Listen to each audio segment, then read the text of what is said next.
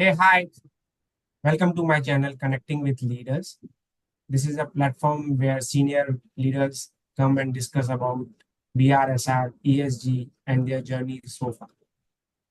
Today, we have an eminent personality, Mr. Yogesh Sharma, who is pursuing a PhD in mutual funds from University of Mumbai. He is senior management program from Indian Institute of Management, Kolkata. He has worked in various financial institutes like been a relation manager with ICICI, senior manager marketing and sales with SBI mutual funds. He has been working currently working with Baroda BNB Paribas Asset Management India Private Limited, where he is executive vice president and head running the PSU channel. So welcome, Mr. Yogesh ji. Thank you, Sunil, and thanks very much for inviting me to this session on ESG. Looking forward to it. Thank you. Okay. How was your NFO, sir? That's a good. I had a pretty tight up schedule, but yeah, that's how things are when we run some campaigns. Okay. So, sir, on this ESG, so how you see this ESG part be going through because of the BRSI reporting is being mandatory now for top 1,000 companies in India. So, how relevant is this openness attribute for ESG? So, Sunil, thanks for this question on openness, and this is one of the uh, areas I'm very keen about in the ESG matrix. If you look at overall ESG matrix, which is divided into some attributes are part of environment, some are part of social, and other part of governance, and this is one of the part which is under governance, if I have to academically look at, but it impacts almost all other parts of the ESG matrix. So openness is something which is, I call it the cornerstone of ESG framework, where companies' commitment towards transparency, accountability, ethical conduct, etc., are part of it, and it clearly lays a roadmap for not only companies but overall for the ESG, how things will be enabled, how stakeholders will make informed decision based on this openness and transparent framework. Okay. So, what is the importance of openness in ESG in terms of building trust, enhance reputation of an organization, risk management, and the regulatory compliance, the most important part. Yeah.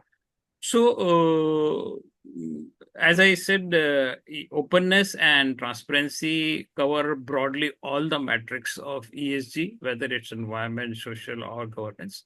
And this is where, and the way the regulators have been pushing this transparency and openness.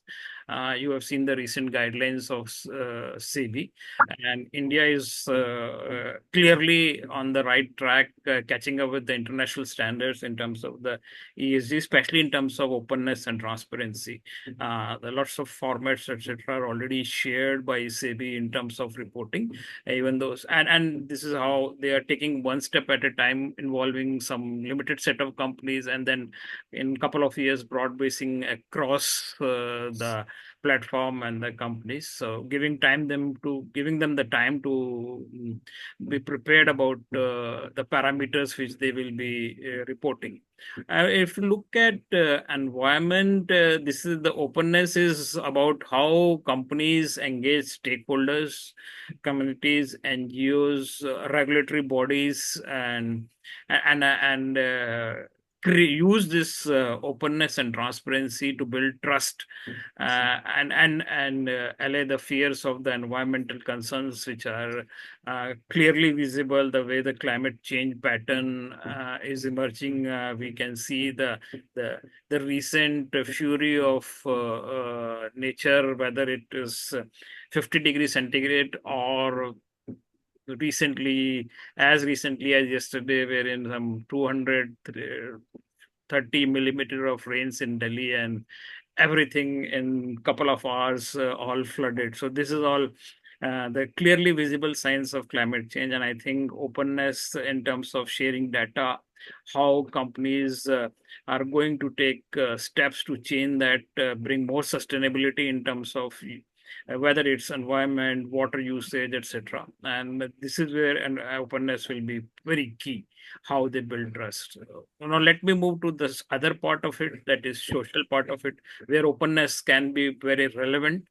There is a lot of talk about, and there are now certain guidelines also in terms of corporate structure, board structure, how companies should constitute their board, bring in more diversity in terms of gender, in terms of skill, in terms of everything, and make clearly making board more independent by bringing in the independent director norms and minimum numbers of independent directors. That is a step towards bringing in more openness and transparency. And then you have norms for companies wherein they can bring in more diversity in their inclusivity in their employees, bring in proper representation to gender as well as differently abled people, so that they are also part of the workforce. And then again, involving more stakeholders, NGOs, etc., in terms of bringing this openness. And this is in social openness is also a kind of a feedback mechanism wherein you are quite transparent, listening to stakeholder, employees, etc., and bringing the required change, which is which should be there in terms of the more inclusivity of the employees. Now, second and last part is governance, which I in some case I covered in both the aspects of whether it's social or environment. But here, the governance in openness in the governance part is more regulatory in nature, because there are certain things which regulators prescribes which you should be doing, but there are certain things which you companies can do themselves, even though regulator might not be the regulations might be little lax, or regulations may something in terms of how you should be working. For example, if you look at board independence, there is a regulation about getting independent directors on the board, but you can always refine it more. You can make more transparent, more independent, and there are companies in India which have done that. So it's not like you have to follow regulatory norms, but you can always go one step ahead and be more open and transparent about how you do your reporting. There are disclosures which can you do voluntary disclosures, not only which is regulatory mandated, but voluntary also. So, and this is how you can bring more openness and transparency in terms of your reporting, etc. And this leads to the very important factor, which is trust. This is how you start building trust with your stakeholders, with regulators, and everyone else, and clearly shows how concerned you about the ESG metrics, and bring in all the aspect of ESG into governance and running the company. So this is all about my take on the openness part in the ESG. So how you think the board in India are coping up with this openness as an attribute? So I will start from where I left. Is first is the building of trust. So openness and transparency is something which really helps in bringing the required trust. And trust is multifaceted trust, in the sense employees, stakeholders, customers, community, everywhere. So this is how the openness helps you in getting that.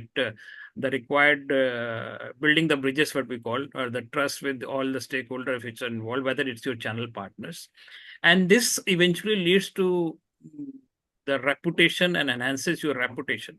So companies which are known to practice openness in ESG are historically, or if you look at the research globally, which we have seen, helps and enjoy better better reputation. So this is how, and this can lead to more investors, more customers, and attract talent also. And it will discover your social part also, can enhance your social reputation also. And we have seen clearly how this transparency results in uh, attracting not only the investors but also uh, customers. So it enhances the overall profile where the company interacts. And in terms of in investor, I will just share one point. In if you have a proper, open, and transparent reporting structures, probably this can lead to having green finances, which can help you reduce the cost in terms of doing something which can be more sustainable in the future. Now, coming to the other part is the risk part is. These are certain things which can help prevent reputational and the other risks, because if you're transparent, so you are quite open about what you disclose and declare. So anything which comes up, probably you are better prepared rather than suddenly facing some undisclosed issues which can be pretty tough, and you can end up facing backlash. Nowadays, it's quite you have seen how companies face backlash in something comes up. So if you are open, transparent about things you have been doing, and you're trying to change things, probably this can help your reputational part. And obviously, regulatory part, which we have, and I said in any case covered that we said, the regulator are trying to push companies to be more transparent, and they are. If you look at the regulations, if you look at the India also, the kind of regulations have come in last couple of years have been pretty fast. They have been quite literally changing, bringing in more regulation, more disclosure, and the current format which you see. The SEBI has introduced. If vis-a-vis you look at the previous format, the stark difference. The kind of information earlier was, as people used to say, it was a tick mark exercise. But if you look at the current format, the kind of information now the regulator wants you to put into the public domain is pretty huge. So this is how the openness has a huge impact on regulatory. But let me cover the last part on openness. There are lots of apprehensions in terms of being more open and more transparent. Because at some time companies feel that the amount of data they put up in public domain can be competitively quite disadvantageous, because it shows what are they doing. They can reveal some information which they don't want to, might be uh, good for their competitors to look at what kind of practices they are doing. So this is where there are apprehensions about the levels of transparency and openness companies should look into, apart from the regulatory part. But this is how things are. But if you look at, if you have to, in nutshell, if you have to say, openness is something which should be looked at from more trust and other point of view, rather than looking at it as a competitive disadvantage. Because history has proven, whenever there has been certain incidences which have left company challenges in terms of their reputation, and sudden disclosure of information which they didn't wanted to, and then they go and they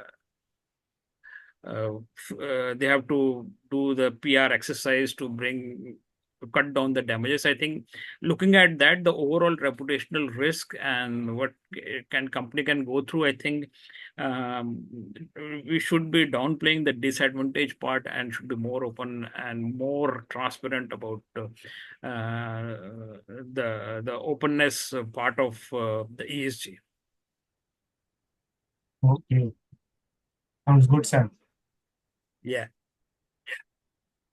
You can stop the recording. Sorry. You can stop the recording. Yeah.